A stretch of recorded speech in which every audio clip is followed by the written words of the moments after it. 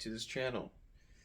My name is Ryan. I'm a recovering drug addict, and today I wanted to make a video about what I've been doing since I've been out of rehab. The first video I made was about the withdrawal experience from fentanyl, meth, and Xanax. The second video I made was rehab and what to expect. And so this third one is going to be about the things I've been doing that are very important for the beginning of someone's recovery.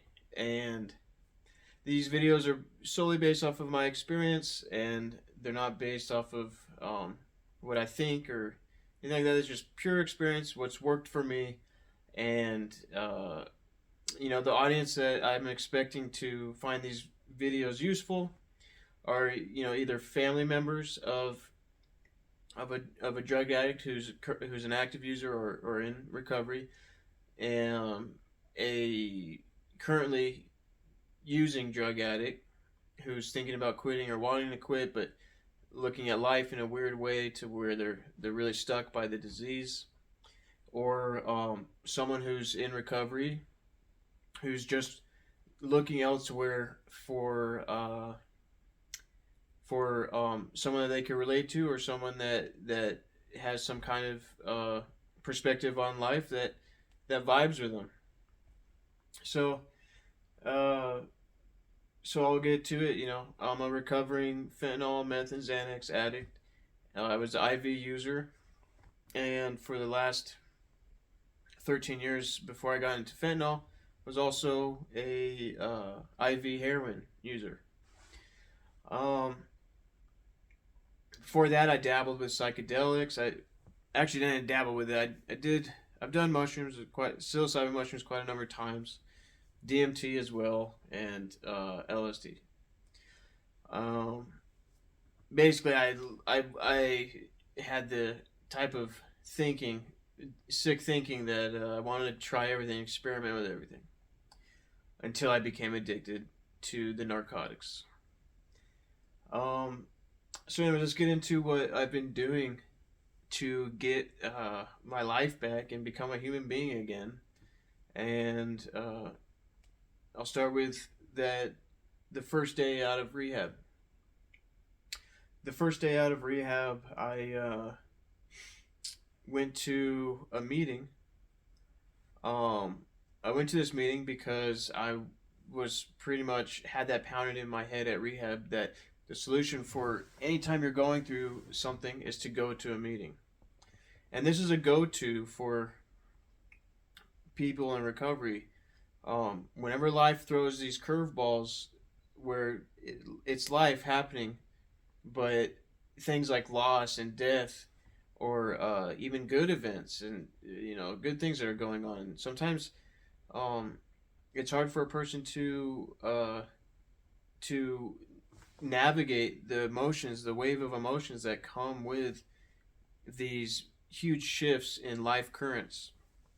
And for a drug addict, the number one go-to that they learned whenever they learned it was to go use to relieve that specific feeling. So these days the idea is to go to a meeting, because when you go to a meeting, you get to share how you're feeling around other addicts who understand what you're going through because they went through it themselves. I'm not going to get too deep on meetings, because meetings, I think, are the number one, not just meetings, but NA, Narcotics Anonymous, or Alcoholics Anonymous, is like the go-to, in my opinion, for recovering, especially at the beginning stage of your recovery. And then not just that though, but if you want to enhance your life and become a better human being, you've got to work your steps, the 12 steps, with a sponsor, and then practice these principles that you learn from each step in your everyday life. So anyways, I'm not going to go too deep into that because I think it's an individual journey. And what I'm going to do is I highly suggest that you go to a meeting if you're ever feeling uh, if you're ever feeling a feeling that's overwhelming you in a good or bad way, go to a meeting and share about it and reach out to people. So that's what I did, and I went to a meeting and I basically uh, got rid of all the contacts that I used to be in touch with, deleted my Facebook. There's a big thing in early recovery and just life called reservations, where a person, especially an addict's mind, will sometimes unconsciously set aside certain things as future possibilities down the road. So, say a drug addict who's in recovery has someone's number that they used to get high with. Well, they should just delete that number. In fact, they should get a new number, and that way they don't even have the excuse of, well, they're in my blocked contacts list, but I was able to find their number. So you get rid of these reservations. So, because down the road, if life's events happen and they catch you sideways and you don't know how to cope with them, you want as little things that are going to fuck you up as possible. You want as little things that are going to they're going to give you a way out to go use as possible.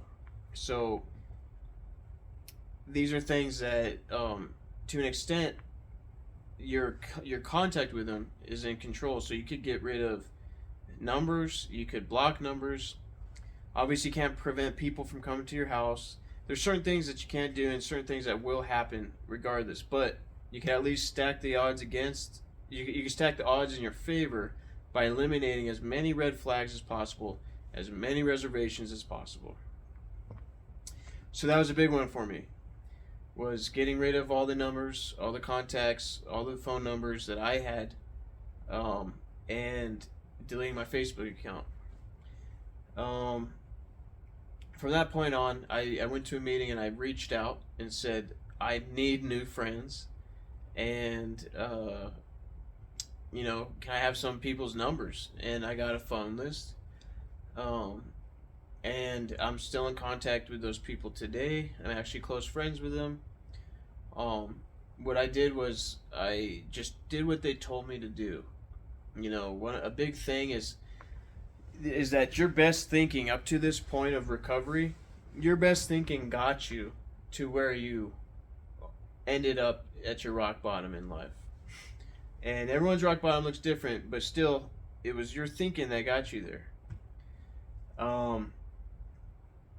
So, with that said, I've been approaching recovery as if I'm brand new and I don't hold expectations for things, and I do things differently, and I don't judge, and I'm not so quick to judge and criticize another person's opinion.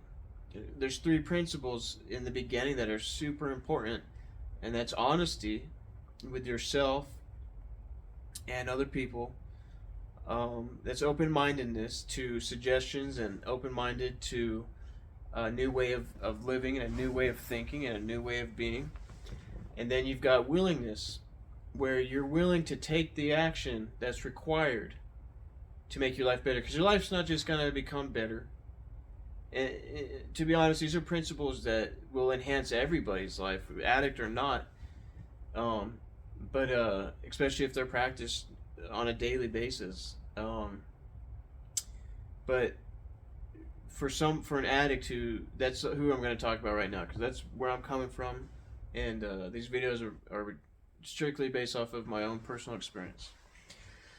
So I made a bunch of friends, and I got a sponsor, and I have been working the steps. I haven't finished the steps, but without going too deep into all the intricacies of the meetings, because I feel like a person should go experience that for themselves and be involved. I can tell you this: it's been a beautiful experience, and it's been bringing me back to life.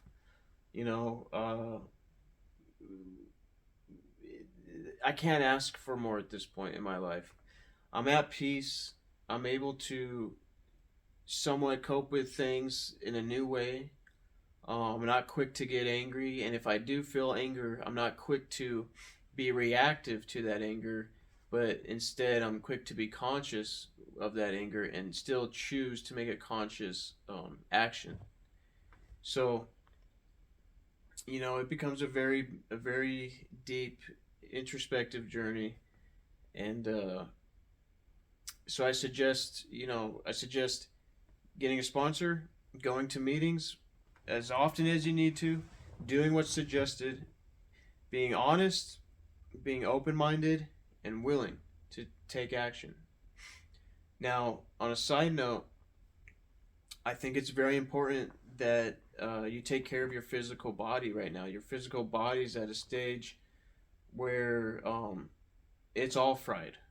I was thinking about this today, that I could tell that my memory and my thinking, I struggle with saying things that I want to say, or recalling things that I want to say pretty often. I watch these videos over again. I'm like, Jesus, this fucking guy's like fried fucking potato, and I am. It's okay. I did this to myself. So basically, you want to take care of your body, because a recovering addict is very fragile, and has to reawaken and rebuild this true sense of self, and identity, and all kinds of stuff that we threw to the wayside when we chose to become animals and a compulsive addict. Um, so, anyways, hang out with good people, go to meetings, hang out with positive people that are walking the walk and talking the talk of recovery, and forget your best thinking. It's very difficult to do, but if you pay more attention to when old thinking comes in, catch yourself, and then you got to reach out to your sponsor. You got to get yourself a sponsor, and I'll be here as well. It's kind of why I'm doing this. I kind of want to reach out and see if there are people out there that could use a friend along this journey, and because I know I sure could, and I think it could be helpful to somebody.